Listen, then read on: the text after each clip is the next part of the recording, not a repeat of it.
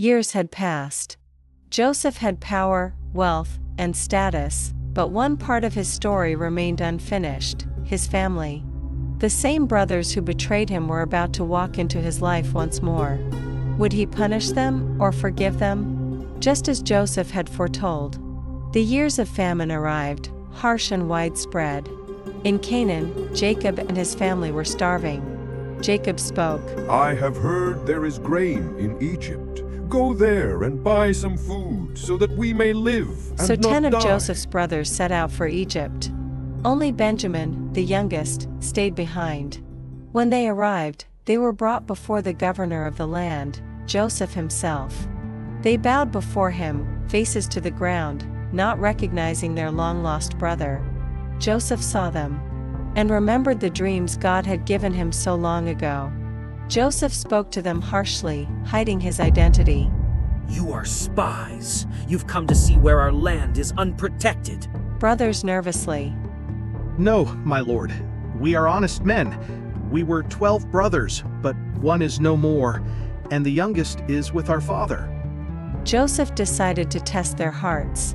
He kept Simeon as a prisoner and sent the others home with grain. But he gave them a command. Joseph said, "Do not return unless you bring your youngest brother." When the grain ran out, Jacob had no choice. Though terrified of losing Benjamin, he let him go. When the brothers returned, Joseph saw Benjamin, and his heart stirred. He invited them to a grand feast, but still did not reveal himself. He had one final test. Joseph ordered his steward to place his silver cup inside Benjamin's sack. As the brothers left, the steward chased them down. The steward spoke, "Why have you repaid good with evil? The governor's silver cup is missing." It was found in Benjamin's sack. The brothers tore their robes in grief and returned to Joseph. Judah pleading, "Please, my lord, take me instead.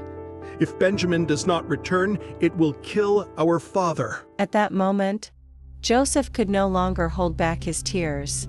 Joseph weeping. "Everyone, leave us." When the room was empty, he turned to his brothers. Joseph choking back tears. "I am Joseph, your brother.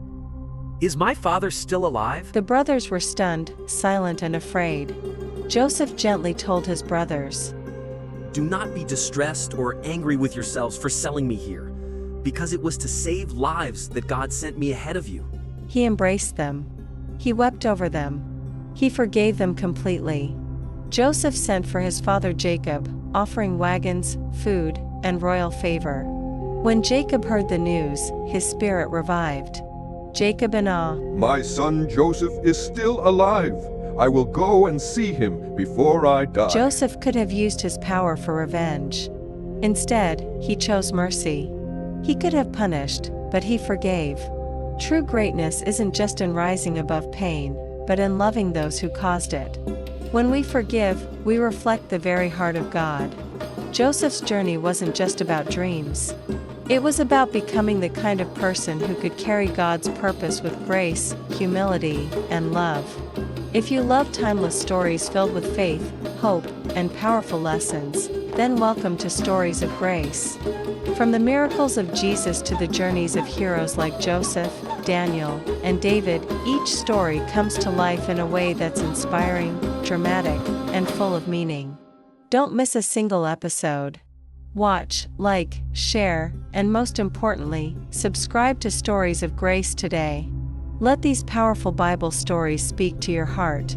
Your next favorite story is just one click away.